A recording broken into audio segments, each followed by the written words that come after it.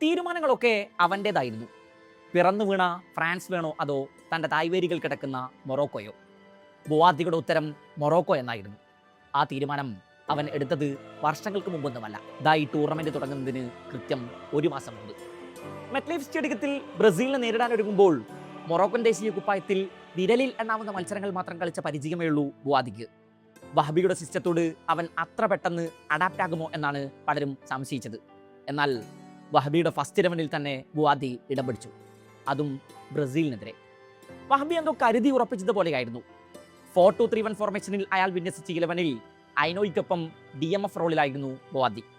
ഇന്നലെ ലോക ഫുട്ബോളിലെ 2 മികച്ച ടീമുകളുടെ മിഡ്ഫീൽഡ് യൂണിറ്റുകൾ തമ്മിലുള്ള ബാറ്റിലാണ് ആരാധകർ മെറ്റ്ലൈഫിൽ കണ്ടത്. മൊറോക്കൻ മിഡ്ഫീൽഡിൽ ഒരെണ്ണയിട്ട യന്ത്രത്തെ പോലെ ബുവാദി എന്ന 18-കാരൻ മൈതാനത്ത് ഒഴുകി നടന്നു. കസമെറോയും ബ്രൂണോ ഗിമറസും ഏറെ ഫ്രസ്ട്രേറ്റഡായി കാണപ്പെട്ടു. കസമെറോയുടെ ടാക്കലുകൾ പലതും പാളിപ്പോയി. അയാൾക്ക് ടൈമിംഗ് നഷ്ടമാകുന്നത് പോലെ തോന്നി. എതിരാളികൾക്ക് അയാൾ പലപ്പോഴും സ്പേസ് തുറന്നു കൊടുക്കുന്നത് കണ്ടു.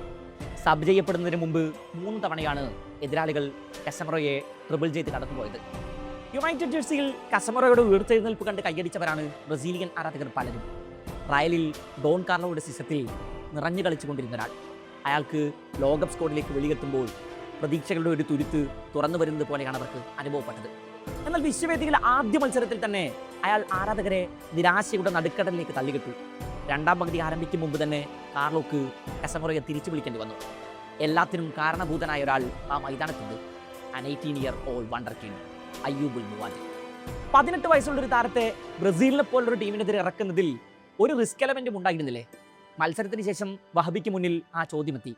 ഉടൻ വഹബിയുടെ മറുപടി: കളിക്കാരുടെ പ്രായമൊന്നും എൻ്റെ പരിഗണനാ വിഷയമേ അല്ല. നന്നായി കളിക്കുന്നത് 35-കാരനാണെങ്കിലും 17-കാരനാണെങ്കിലും എൻ്റെ 11-ൽ അവർക്കിടമുണ്ടാകും.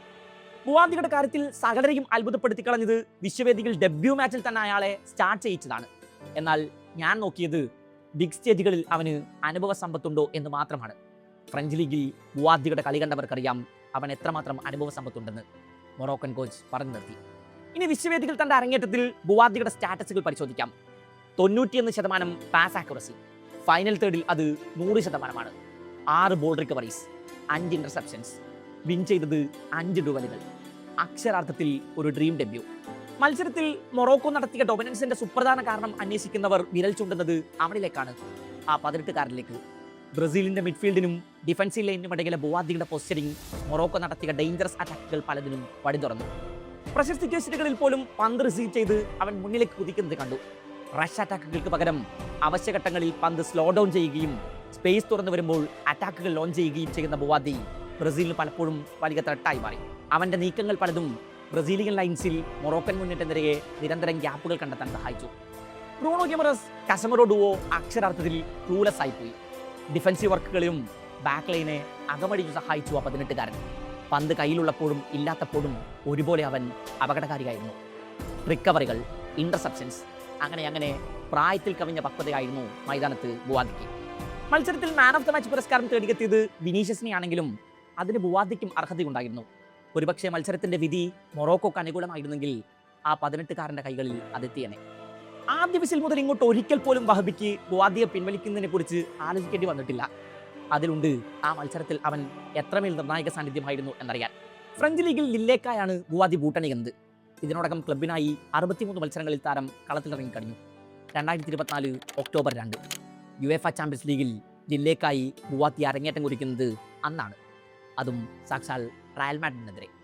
ബുവാദിയുടെ 17ാം പിറന്നാളായിരുന്നു അത്.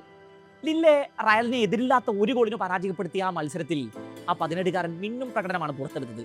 അന്ന് തന്നെ യൂറോപ്പിലെ പല വമ്പൻ ക്ലബ്ബുകളുടെയും റഡാറിൽ ആ പേര് പതിഞ്ഞിട്ടുണ്ട്.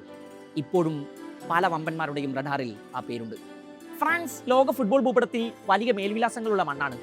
2 വിശ്വകിരീടങ്ങൾ അവരുടെ ഷെൽഫിലുണ്ട്. പലയിടങ്ങളിൽ തായ്വേരുള്ളവരാണ് ആ രാജ്യത്തിന്റെ ഫുട്ബോൾ ചരിത്രത്തെ നിർമ്മിച്ചത്. കുടിയേറ്റക്കാരെക്കുറിച്ച് ആകുലതകൾ തീവ്ര വലതുപക്ഷം എപ്പോഴും ആ രാജ്യത്തിന്റെ തെരുവുകളിൽ ഉയർത്താറുണ്ട്. 98-ൽ സിദാനെക്കുറിച്ചും ഡിസൈലിയെക്കുറിച്ചും ലിലിയൻ തുറാമിനെക്കുറിച്ചും ലോകകപ്പിന് മുമ്പ് ഉയർന്ന ആദികൾ. കുടിയേറ്റക്കാരെ തിരിച്ചയക്കൂ എന്ന് അലറി വിളിച്ച ഫ്രഞ്ചുകാർ. അന്ന് സ്റ്റേഡെ ഫ്രാൻസിലെ മഹായുദ്ധത്തിൽ സിദാന് മുന്നിൽ വീണുപോയ ബ്രസീലിന്റെ നക്ഷത്ര സംഘം. 2 പതിറ്റാണ്ടുകൾക്കിപ്പുറം 2018-ൽ ഫ്രാൻസ് വീണ്ടും വിശ്വകിരീടം അണിഞ്ഞു.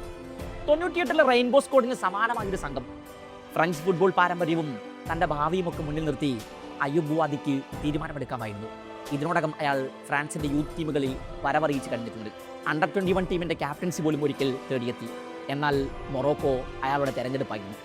ഇന്നലെ വഹിബി അണിനിരത്തിയ മൊറോക്കോയുടെ ഫസ്റ്റ് 11 ഫുട്ബോൾ ചരിത്രത്തിൽ ഇടം പിടിച്ചു. ആ 11 കളിക്കാരും വിദേശ രാജ്യങ്ങളിൽ ജനിച്ചവരാണ്, മഗ്രിബിൽ വേരുകളുള്ളവർ. റിവേഴ്സ് മൈഗ്രേഷനിലൂടെയാണ് മൊറോക്കൻ ഫുട്ബോൾ ഭൂപടത്തിൽ വളരെ ചുരുങ്ങിയ കാലം കൊണ്ട് തങ്ങളുടെ പേര് അടയാളപ്പെടുത്തിയത്. ഖത്തർ ലോകകപ്പിൽ തുടങ്ങിയ പടയോട്ടം അമേരിക്കയിലെയും മെക്സിക്കോയിലെയും കാനഡയിലെയും മൈതാനങ്ങളിലും തുടരുന്നു.